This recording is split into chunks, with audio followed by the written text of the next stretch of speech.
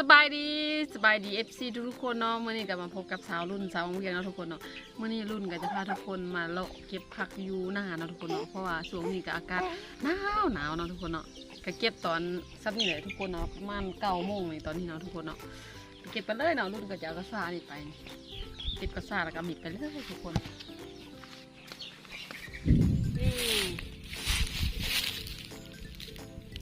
พี่โผก็มาเข้าแหวนนี่ได้ของแหวนอันนี้เลย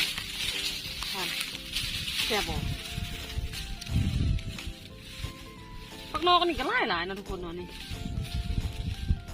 ผักนอกเวียงเนาะแต่เขาว่ามันบ่แซ่บรุ่นจะบอกรุ่น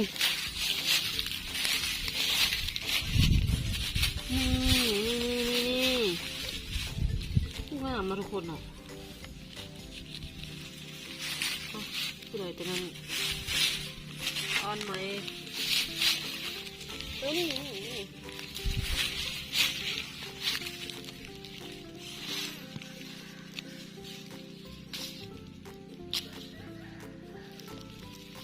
เอ้าคืออะไรแต่อันเดียวโหจะเกลียดเหี่ยวกันบรรยากาศเนี่ยนี่สมูน้ำมันก็จะโอ้พากันคือเองเห็นไหม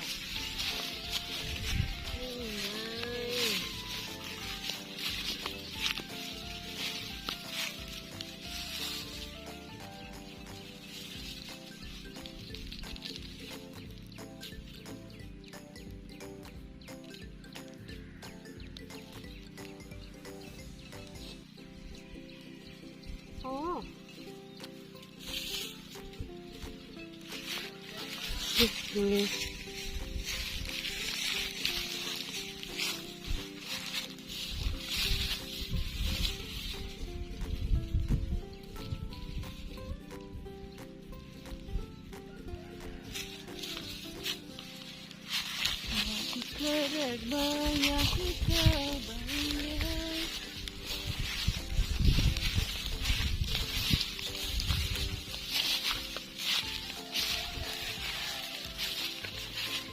คนข้างนอกอันนี้ก็กินว่ะ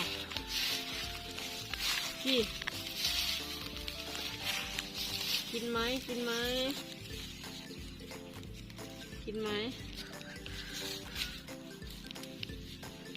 ดึงมืออ้อนนั่นเนี่ย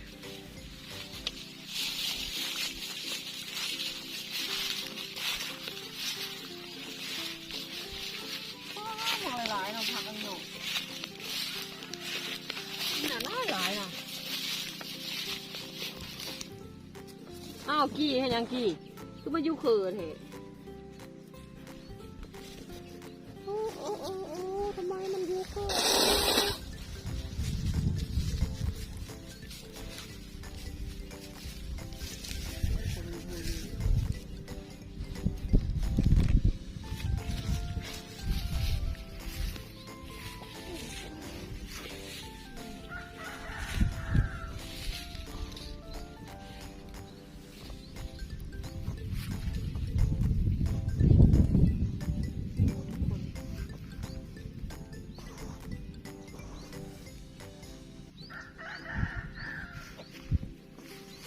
มันเกิดเองนะทุกคนเนาะที่ร้อนทรายมันอาจจะงามนะทุกคนเนาะ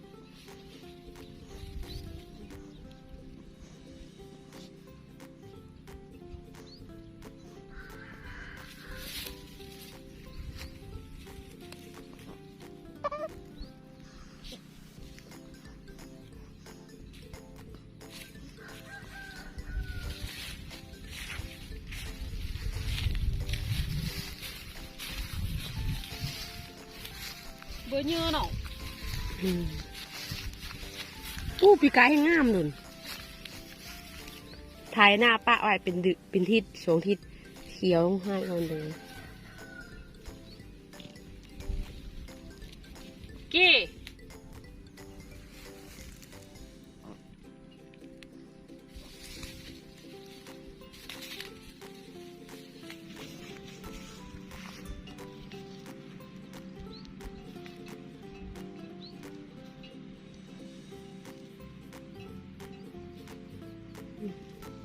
คือยังไง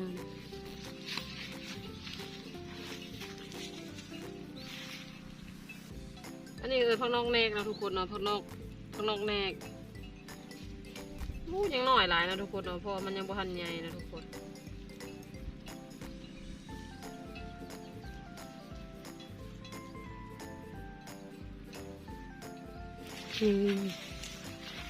เก็บ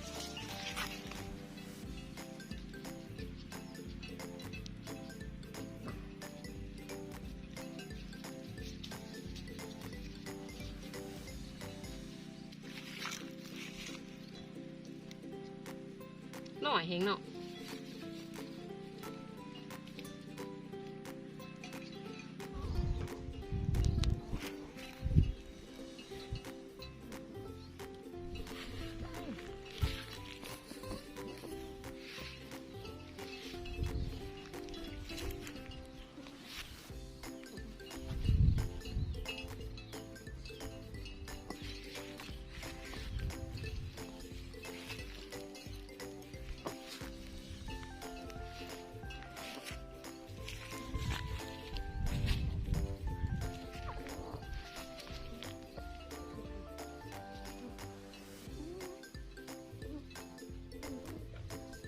ตอนนี้มันยังบ่ทันใหญ่หลายเก็บยำนี่มันจะบ่ขมเนาะผักนอกอะไรเนาะผักนอกแนก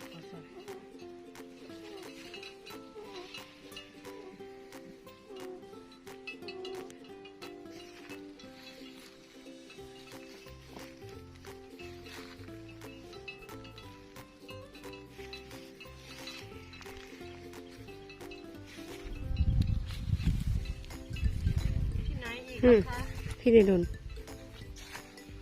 มันไปกระตาทัน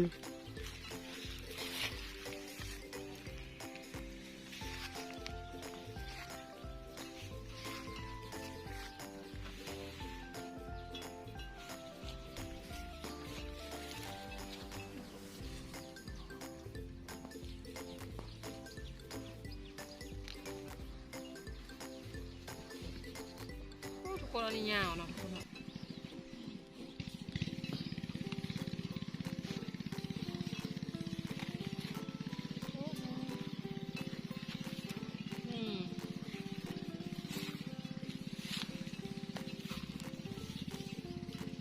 พี่ในนน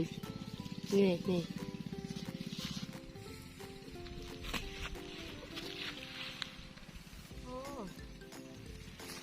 เอาเก็บผักนอกแนกใส่ในนึงแล้วเขาก็จะไปเก็บผักอันอื่นใส่น้ำนะทุกคนเนาะ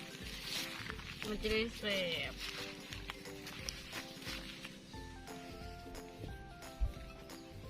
นี่มันออกมาสะเต็ม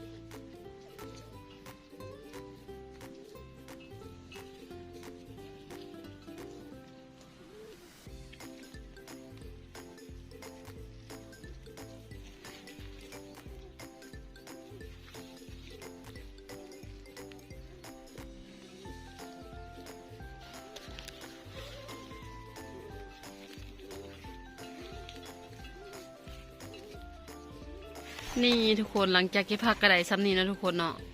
ผักมันยังบ่ทันออกหลายนะทุกคนผักนอกแนกเนาะทุกคนเดี๋ยวรุ่นจะพาทุกคนไปกินมักกะทันนะทุกคนเนาะนี่มักกะทันนะทุกคนได้หลายนะทุกคนเนาะอันนี้ก็กองมักกะทันอยู่หน้ารุ่นเนาะทุกคนก็จะมีอันเขาจะมาเก็บผักมาหาโนเขาจะก็จะมาเอาตลอดนะทุกคนเนาะมันจะบริอันสุกเนาะทุกคนเป็นหลายมากนี่นะนี่สุกแล้วนะทุกคนเนี่ยนี่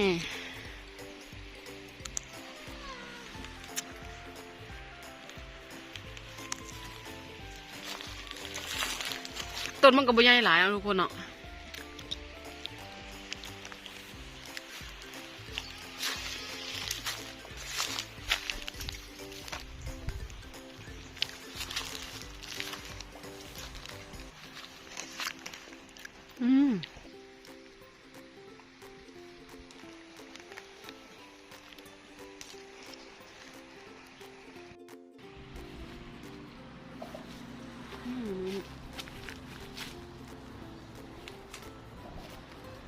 กหาล่างเลยนะทุกคนเนาะ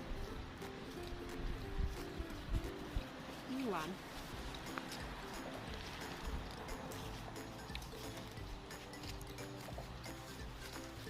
นี่ไหน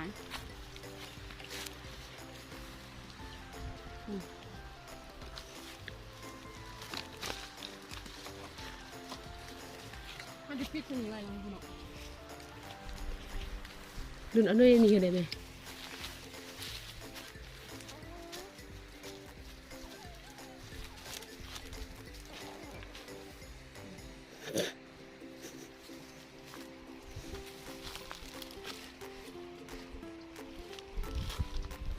ได้ค่ะป้าเจียแม่มาตัวอย่างก่อน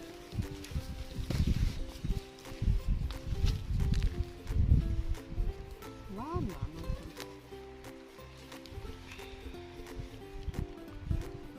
คนเล่นหลายทุกคนเนาะผักรุ่นก็ได้ได้สำนีนะทุกคนเนาะ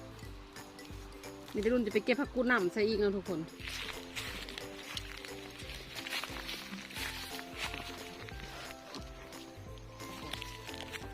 ทางน้ำทุกเองเขาก็ได้แล้วก็เนาะไปทุกคนกับเถียงหมดนี่นะที่ผักกูดน้ำใส่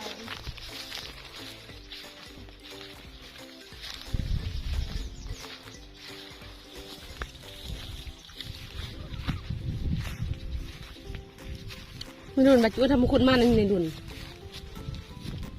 พอ คลิปนี้รุ่นก็ขอลาทุกคนไปก่อนฝากทุกคนเข้าไปกดไลค์กดแชร์กด Subscribe เพื่อเป็นกำลังใจให้รุ่นเฮ็ดคลิปต่อๆไปเด้อพบกันใหม่ในคลิปหน้าบ๊ายบาย